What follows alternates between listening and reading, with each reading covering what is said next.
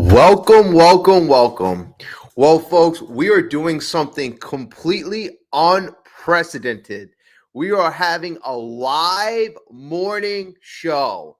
I've done shows at night, 1 o'clock, 2 o'clock, 3 o'clock in the morning, but I've never done a show at 8 o'clock in the morning. So, all right, that is what it is. But, folks, I got to say, the Mets got 5 games left, and they just had one of their most miraculous wins of the year last night against the Chicago Cubs, winning 9-7. And folks, you know what? A couple of days ago, I was 53 hours or 54 hours, depending on when you start the hour, where the New York Mets were vaulted out of a playoff position. Yep, we were out of the playoffs after being in a playoff position all year. And the New York Mets got to sit and feel how it feels to be on the outside looking in.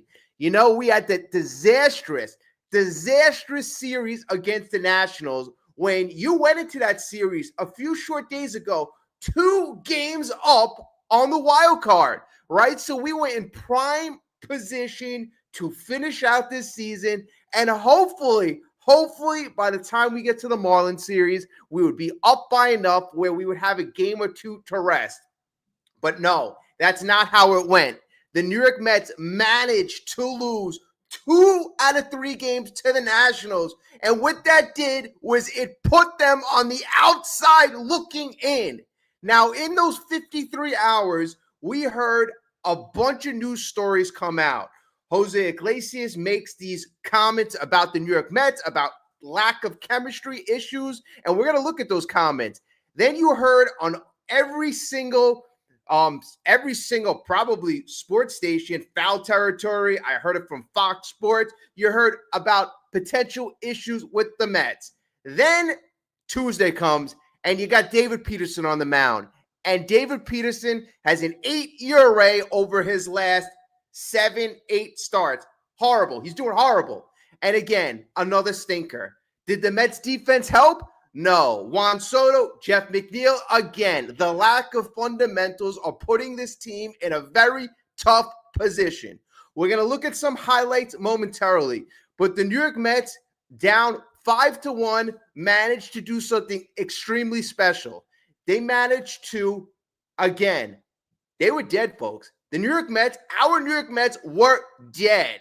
They managed to find it within themselves to come back and come back in a big way, led by Francisco Alvarez. And Francisco Alvarez, folks, this is why the kid came back. This kid should be right now on the injured list, not playing. He's got torn ligaments in his hand. He's got a broken finger. This is the kid that's showing everybody else, folks, we are here to win. We are here to focus. It's not about his money. It's not about how good he's playing or how not good the other guys are playing. We have to be a unit right now. We have to be a team. And for the first time in a long time, I saw our New York Mets play as a team. The moment the 2-run homer by Alvy, is that going to propel us into the playoffs?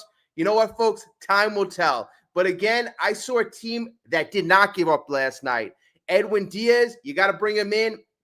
Finished the 8th and the 9th. You know, this was a special victory from 2 days ago. 2 days ago, the team completely dead, done. That was the lowest as a New York Mets fan I felt since 06-07.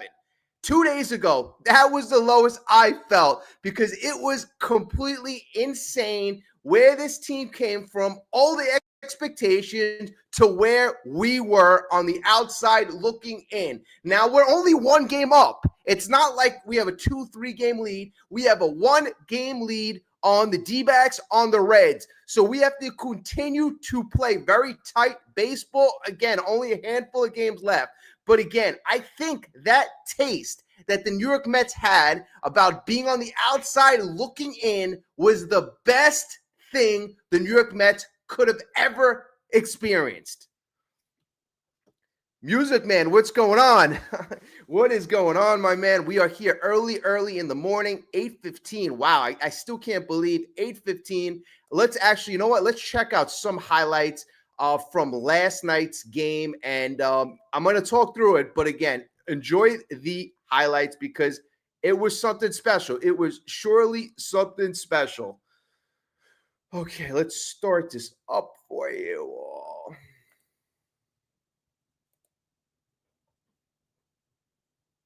All right, folks. And we start off the game with Mr. Smile himself going Oppo. And look at the way Lindor hit that. That was beautiful. That is classic Lindor. Great swing.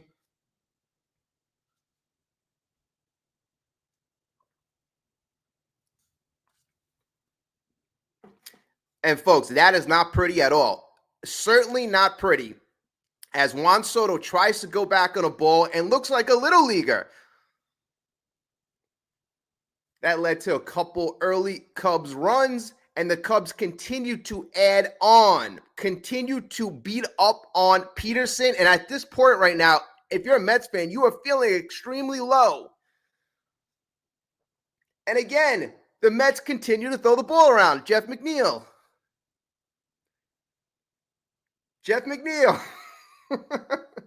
Embarrassing.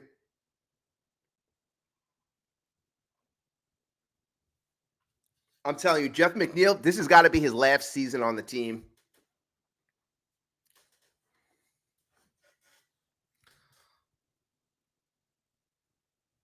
That was a shot. That was a shot. Oppo, Pete, most parks, that's a home run.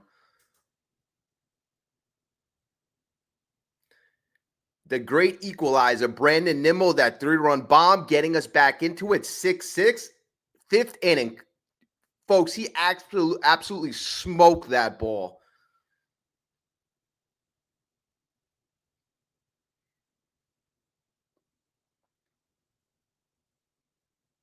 Another key clutch hit. Lindor was locked in, and this is what you need. You need Lindor to come up big, to come up clutch, and he sure did.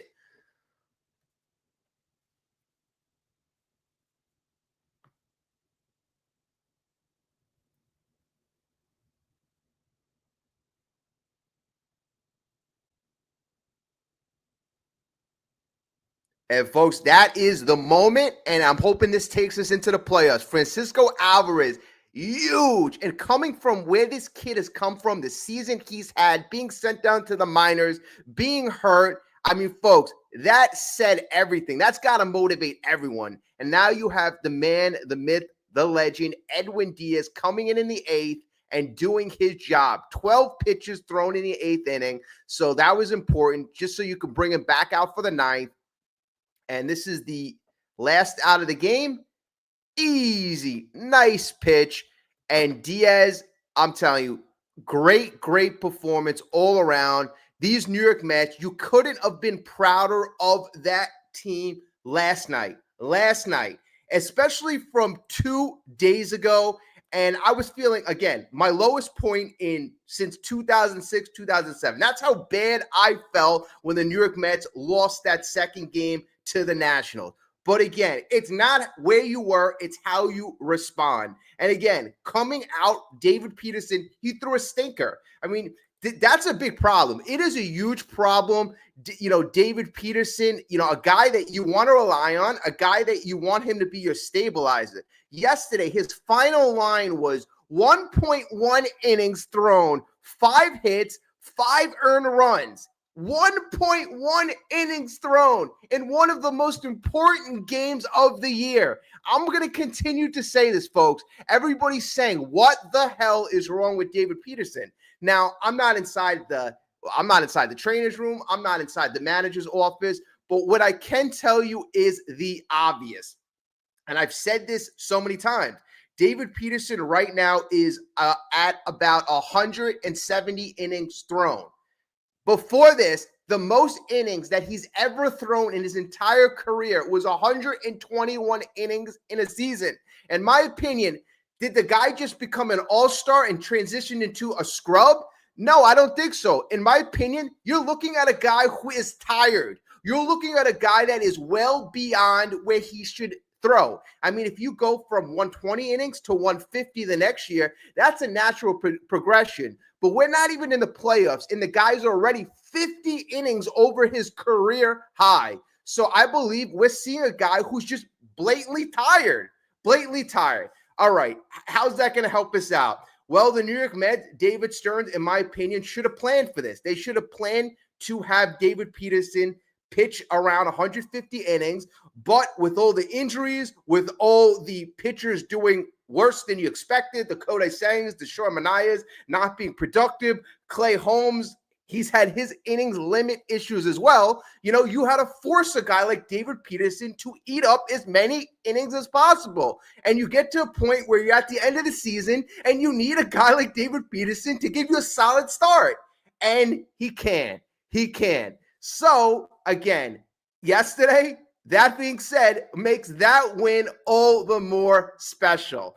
And then you have to look at David Peterson giving up 5 runs and 1 in the 3rd inning. Now you have 8 innings to go. So the bullpen, I got to say, did a very, very good job despite giving up, you know, the bullpen gave up 1, 2, 3, 4 hits. Not bad. Over 8 innings, 4 hits. Brazoban went 2.2 innings. He gave up 0 runs. Great job, Brazoban. I got to give him credit. And another guy I got to give credit is Stanek. Stanek in the last couple outings has looked much, much better. It kind of looks like he's found a way to throw a bit of a heavy ball. You know, I know people have classified like, you know, a heavy ball, you know, a guy makes contact and you don't hit the ball hard. You know, it looks like Stanek, who's always tried to rear back and throw the ball as hard as he can, is throwing a bit different, a bit more fundamentally sound. And you've seen productivity in the last couple outings been much better. So Stanek, you give him credit. Gregory Soto, he came in. He gave up another earned run. Not the best. Rogers, you know, he gave up a couple of hits as well. But Brooks Raley and Edwin Diaz, they cap off, again, the bullpen, in my opinion, overall did really, really good. You had to use everybody. And that's another thing. David Peterson, unfortunately, his bad start caused the bullpen to be in a very bad position going into tonight's game. It is what it is. We need to somehow find a way to eat up innings without having to put so much pressure on the bullpen. But at the end of the day right now, it's a sprint. It's a sprint. You got 5 games left. All limits are off. You're not going to be saving anybody.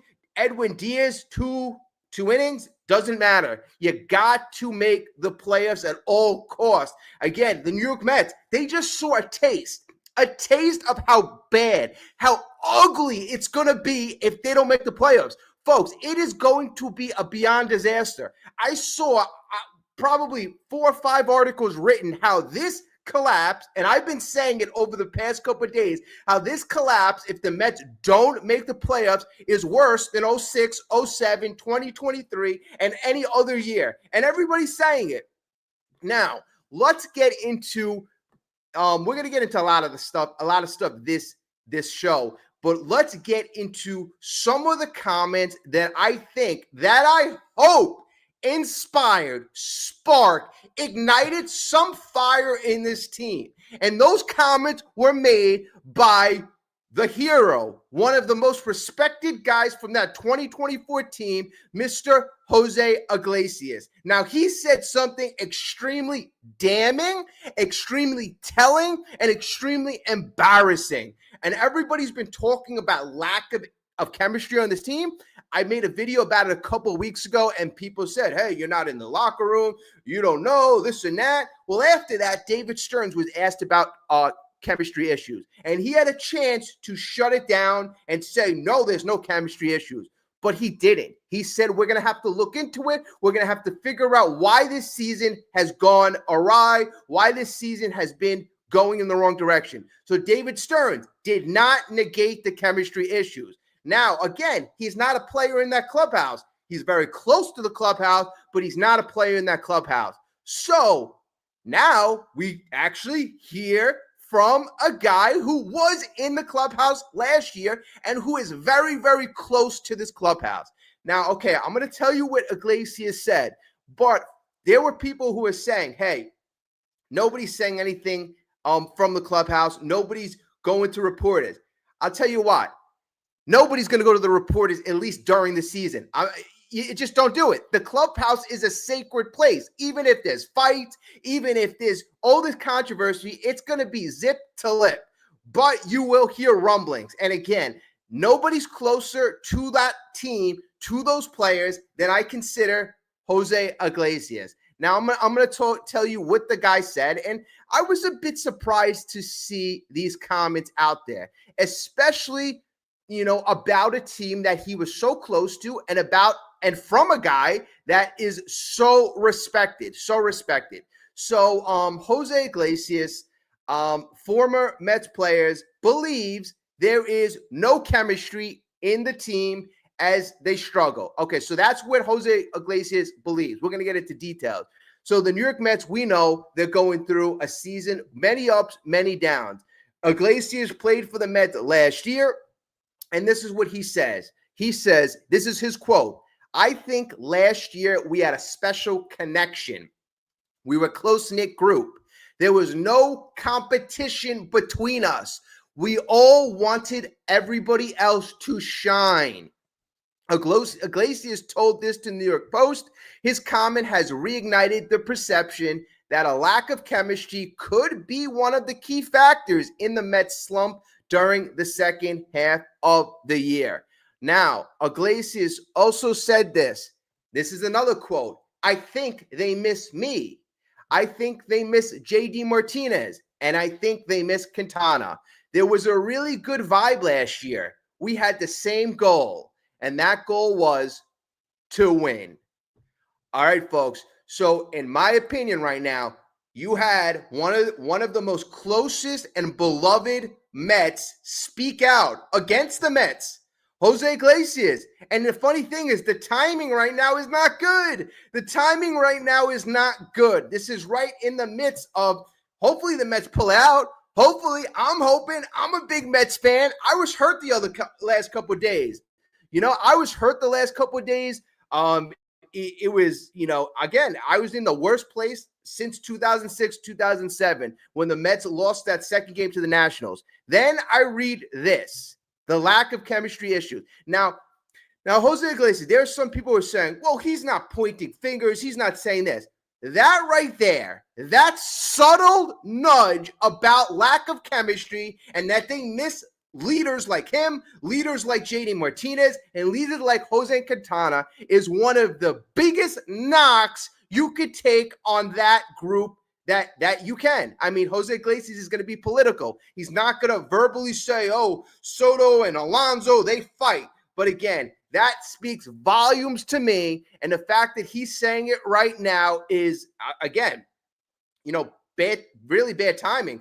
And, and I don't know, is it some people would say, hey, he's a baseball player. He's got an ego, making it seem like we made the playoff just because of him. But I think there's something there. I think he's saying when he goes last year, we were all in it to win. And now players are all in it for their personal gains. Like, hey, Soto, is he worried about his stats more than the team winning? Is Alonso worried about his contract more than the team winning? But I think the thing overall is the team not supporting one another. You have to be just as happy I would say, if you're Juan Soto, you got to be just as happy when Pete hits a game-winning homer as if you're hitting a game-winning homer. And I'm not sure that's there. I don't see it. I'm not seeing it. I mentioned that a couple days ago, that I don't think the team is as happy for teammates' success. It's and now you have José Iglesias come out and say it, and this team has to come together. The fact of the matter is, there's still time, right? There's still time, and that inner competitive rivalry, does it hurt at some point? Yes, but I also think over time you could unite. And again, that bump where they were temporarily out of the playoffs, I think that could be the best gift the New York Mets received this year. Not being in the playoffs for 53 hours from Sunday night to Tuesday evening was the biggest gift the New York Mets could have ever received.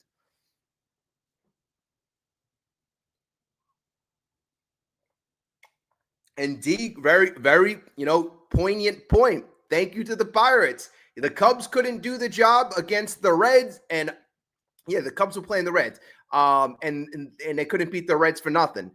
But Pirates, thank you. And that's what happens. A lot of times it's the lower teams that often edge you. I mean, you had last week the Oakland A's. The Oakland A's, they did a fabulous job, for the New York Mets.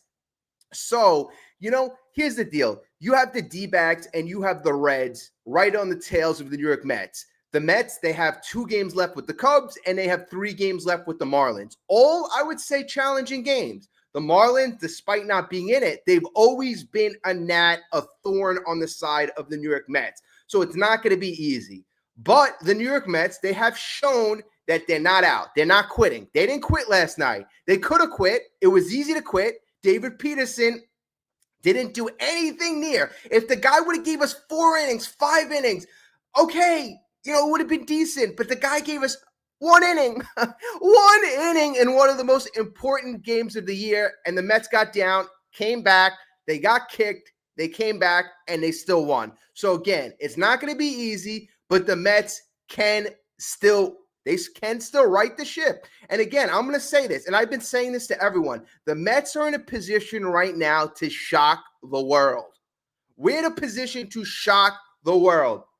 And maybe the Mets are a team that, hey, they're not good when they are viewed as the favorites. They may just be that team that needs to be the underdog. We may thrive as the underdog. Last year, how did we do good? We did good when expectations were low. We did good when we were the underdog. Last year we had to fight to the bitter end. And this year, again, we're going to have to fight to the bitter end. Is it going to come down to it like last year when we needed that big home run from Lindor in game 161 against the Atlanta Braves? It may, because right now we're going into game 157, and the New York Mets have still not clinched it. It's going to be one of those, I think, photo finishes, and at least it's going to be fun to watch. I'll tell you that. Now, let me just go over. I'm going to just go over a very quick synopsis of last night.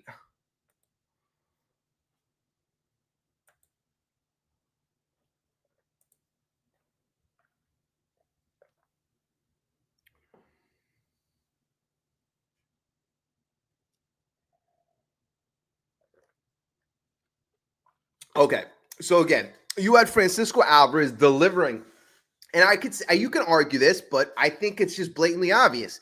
He delivered his biggest hit of the entire year, and that allowed the New York Mets to go up 9-7 in the 8th, and you had Edwin Diaz hold down the fort after that. Okay, so the National League's 3rd wild card spot is again the New York Mets' position to lose. The Mets moved 1 game ahead of the Reds, who lost 4-2, and the Reds own the tiebreaker. So again, very important. The Mets cannot finish with the same record as the Reds because the Reds have the tiebreaker. The San Francisco Giants were officially eliminated last night, so they are no longer in the equation. Alvarez last night said this: "We are excited. We're back in the lead. There are a lot of things we can't control, but we can come out of here and try to control the outcome, the way we play, the effort we put in, and hopefully the outcome will be that we win these games." Now, folks, that's what I want to hear. And I'm hoping that a guy like Francisco Alvarez, who should be on the injured list, I'm hoping that he inspires everybody else, because the attitude that Alvarez has is what you need. Is what you need. You need this 23-year-old kid. And I've always loved Alvarez. In fact, I might have made one of the biggest mistakes that I've said in the last couple of weeks. I said that this kid should not be playing. And not because I don't think he's got potential, but because he's only 23, and I was worried about his future, about him possibly being hurt in the future. But I was wrong. This kid's already had magic moments in the last couple games, big home runs. He has clearly not given up, and he is clearly inspiring others. So again, I was wrong, and I am so happy that Francisco Alvarez has put his health on the line.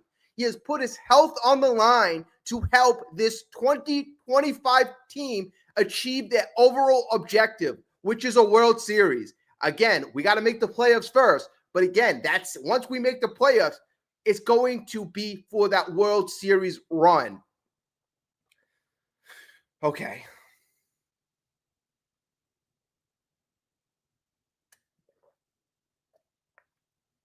So Alvarez kept saying during the game, he was inspiring the other teammates. He kept saying, "Let's go." I mean, that was his quote in the article. "Let's go, let's go, let's go."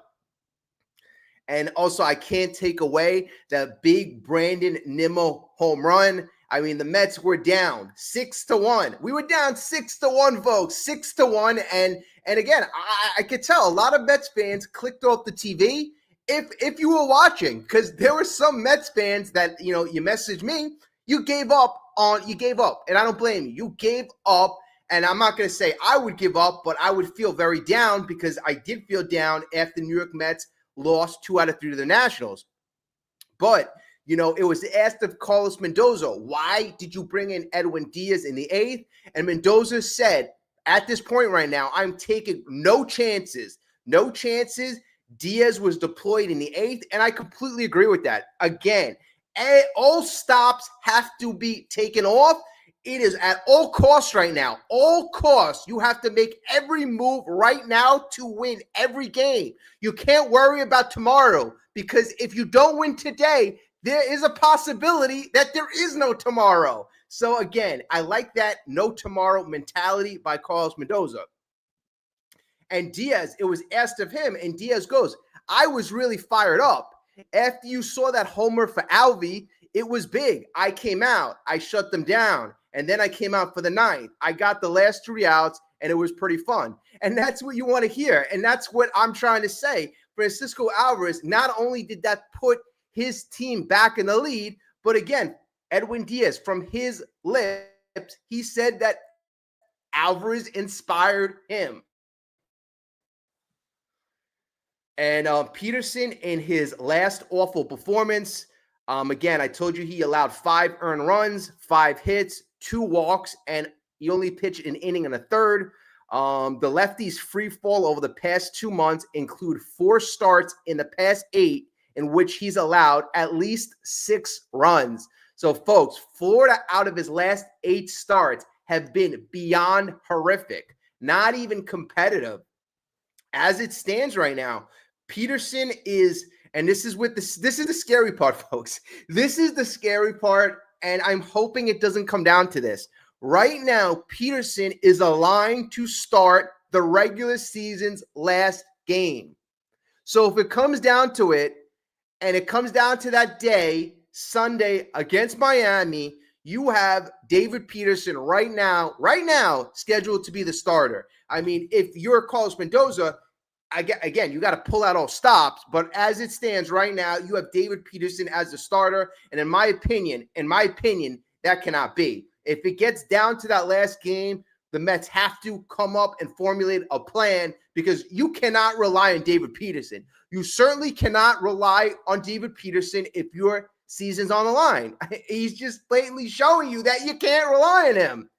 But Mendoza goes on to say, despite me saying that, Mendoza says this. Mendoza says, we need this guy.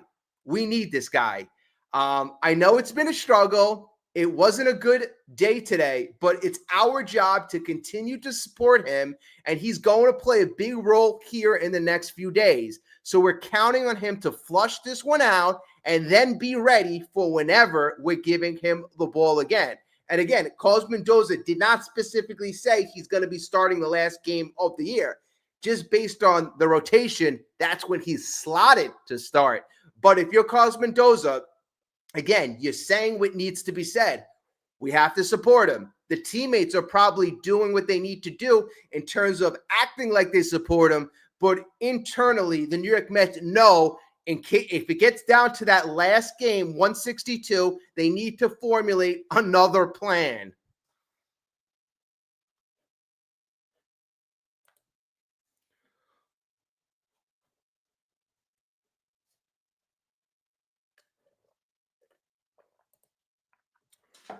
What's up, CeeLo? Hello, hello. Bright and early. Let's go.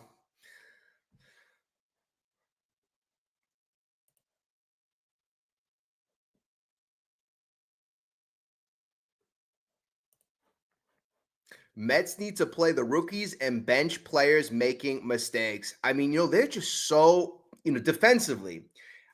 You know, it's going to be a miracle if the Mets somehow find a way, right? And I'm saying this is going to be the mantra. The Mets have to shock the world, right? Shock the world. You're the underdog right now. Let's do this. Let's take care of business. But the fact of the matter is, I said this a couple of days ago. I said the New York Mets have the ability to beat anybody, but they also have the ability to lose to anybody. And here's the problem. The Mets can beat anybody if they start playing fundamental baseball. Fundamental baseball has been absent from the New York Mets, I would say since early August. Since early August is when the New York Mets somehow turned the page and just started playing horrific baseball. I mean, you saw it from almost every corner, from Lindor to Pete Alonso's throws over to first. I'm telling you, you want to know when I was really upset?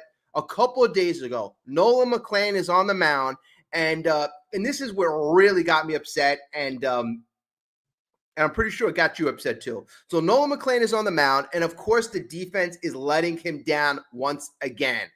One of the plays that killed me is when a ball was hit, a grounder was hit to Pete Alonso. And now we know Pete Alonso has had a very tough time hitting the pitcher when they're covering first base. He throws it over the head, behind them, in front of them. Pete cannot make that easy throw. So one of the throws he makes to McLean is high and a little behind him. McLean jumps up, jumps back,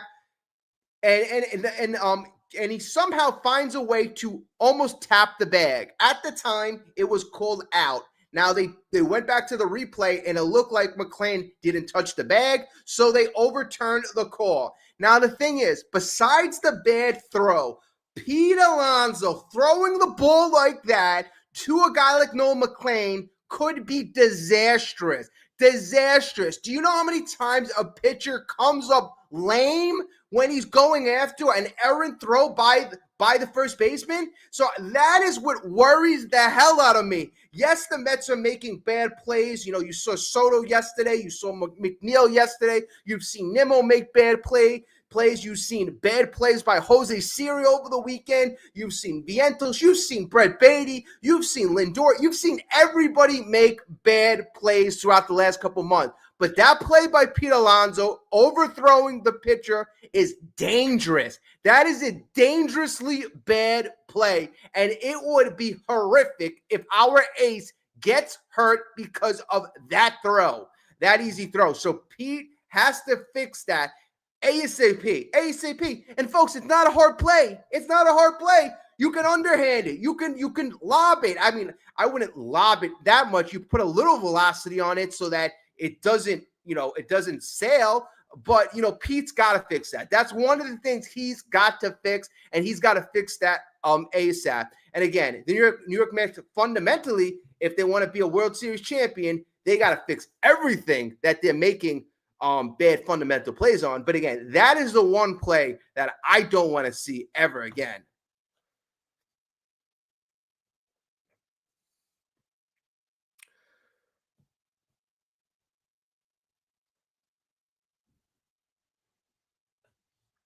And again, I want to continue to say good morning to everyone.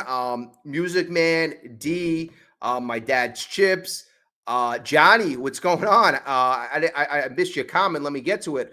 Hopefully they win tonight, and Cincinnati has the pressure facing Skeens. Iglesias was definitely an inspiration. Now, you know what? I didn't even look at the matchup tonight. That's going to be a heck of a matchup for Cincinnati. If the Mets can get some daylight and get that two-game advantage, that's going to be big. That's going to be big. So great job bringing up that Skeens dynamic. CeeLo again, good morning. Carla, good morning. Detective, good morning. $300 million payroll, and we're the underdog. Crazy times. You know what? I couldn't agree with you more. This team has been an utter disappointment. This team has, achieved and that level of disappointment that only few teams achieve. All right. I mean, I'm talking, '07. I'm talking 2023. 06 was a year I was disappointed because, I thought we could have beat the Cardinals and, this and that, okay. But it's '07, 2023. This is beyond that. This is beyond that because we've never, ever, ever used this much in resources, this much in payroll, and failed this badly. So again, chemistry issues, you could blame it on that. You could blame it on clubhouse issues. You could blame it on fundamentals. You could blame it on lack of leadership. Lack of leadership, I think, is something that people do underrate. Like, who's the leader on that team? Who's the leader? Like Francisco Lindor. And I love Francisco Lindor. I think he is one of the best two-way players in the game, but, he has really left a lot to be desired this year. In tough situations, you look to your leaders, right? Now, in tough situations, and it's been tough probably the last 3 months, has Lindor looked like the solution, the answer? And, and I know he broke his toe. I know he's had that injury. But again, like I just hasn't. I don't view him as the Rock. I didn't. And then 2 days ago, when the Mets were knocked out of the playoffs, and again, he was having a family moment, so maybe he just made a simple mistake. He had his daughter to the right of him, and they're asking him, how are you going to right the ship? The New York Mets right now are not in the playoffs. This was right after the Mets lost to the Nationals, that third game, and they lost the series. And Lindor's like, all right, we're going to right the ship. We have 6 or 7 games left. Now, him not knowing that they only have 6 games left in the season, I mean, like, honestly, that was such an egregious comment. I mean, you only have 6 games left. It's not like you have 50, 60, 70 games left and you're trying to pinpoint. You have 6 games. No damn number of games that you have left. So, those are little things that really, if you're another teammate, like, hey, Francisco Lindor, you want us to view you as the captain, at least know how many games you have left in a very tight, close pennant race. So, again, that right there, and I'm not going to say that's the only thing, but, that's just a small point. It's going to get a drink. And again, thank you all for joining us on this AM edition of Dominant Mets Nation. If you could hit the like button, it really does help out the channel. I do appreciate it in advance.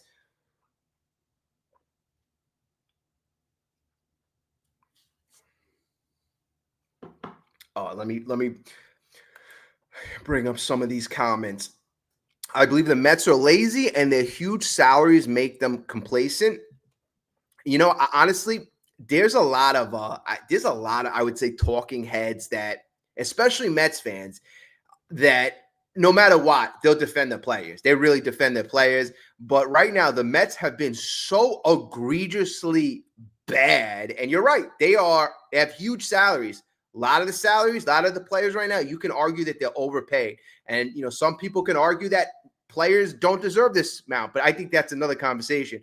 But I can't argue one thing. They've been very unfundamental. And the errors that they've made, I can attribute to laziness. And the thing is, Pete Alonso, if you can't make that throw, practice that throw. A lot of these issues that come through in the game, to me, are, again, I could say, a lot of MLB players don't make these errors or are fundamentally sound because they practice over and over and over. I'd be interested to know, what are the routines of these players who are making all of these bad plays or lack of fundamentals?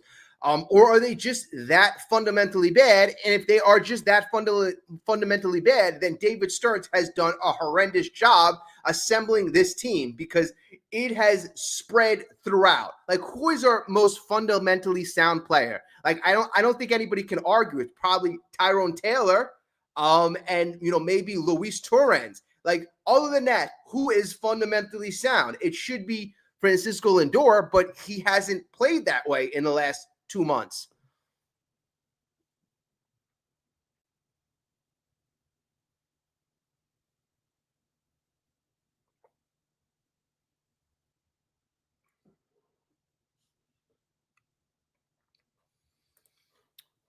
Dom, am I right? The Mets got a Rosh Hashanah miracle versus I mean, honestly, it felt like a miracle. So I can't disagree with that. The Mets need a couple more, miracles from here on out.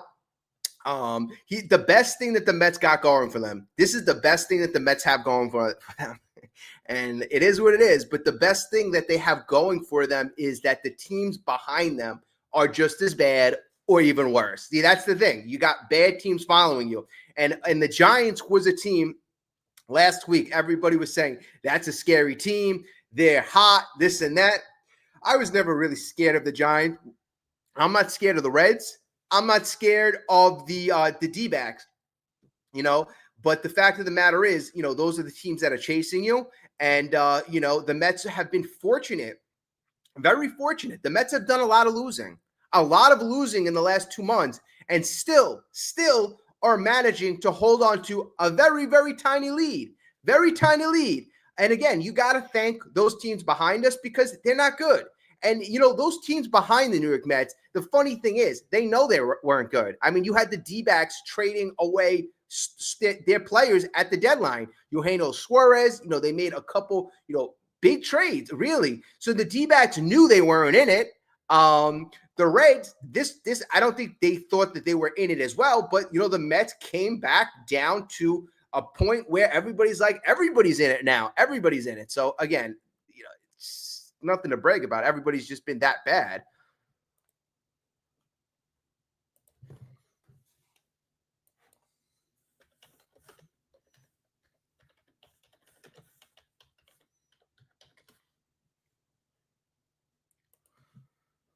All right, so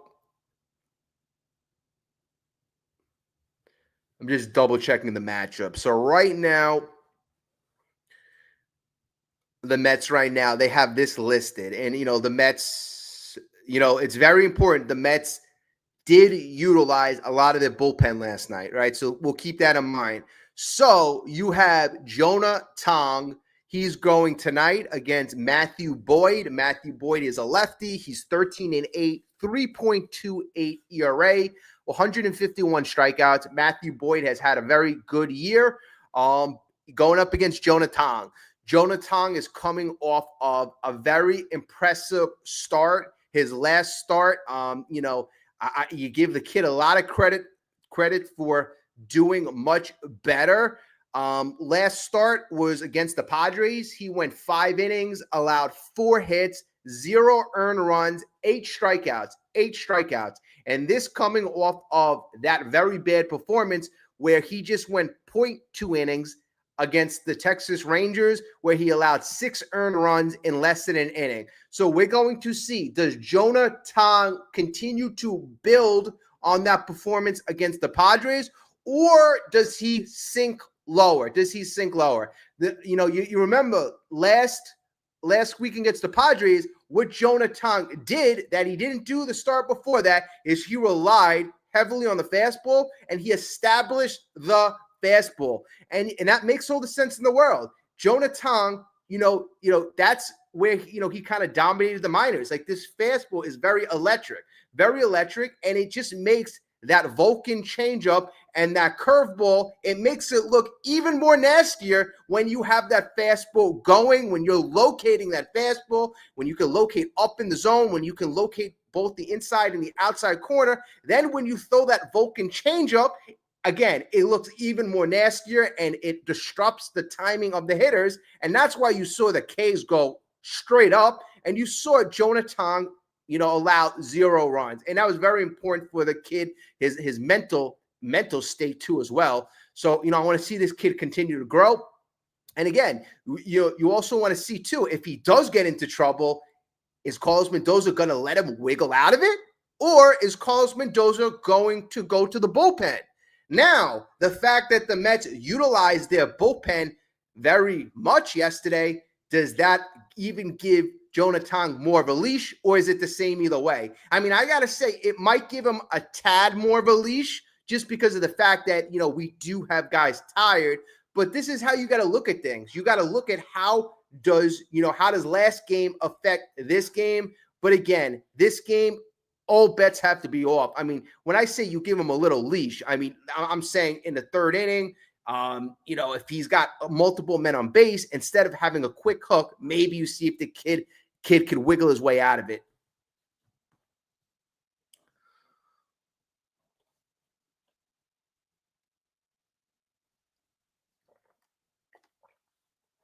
Okay.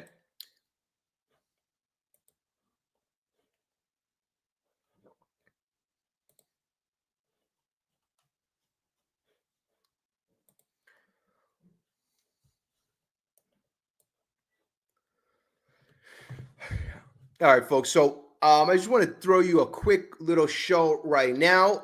We're going to have another show later on in the day. So stay tuned for that. Again, thank you everyone for joining us this morning. I really do appreciate that. If you're not part, subscribe to the channel. Remember, hit that like button. It does help us out. I remember I see a lot of familiar faces here in the chat. So thank you for participating so early in the morning. Really does mean a lot. I'm going to speak to everybody very, very soon. We got a very big game tonight. Very big game. One of these games I keep saying I want to do a live stream during the game. Might be tonight. So stay tuned. Have a great night, folks. Let's go Mets. And we got Jonah Tong. Big, big, big start tonight.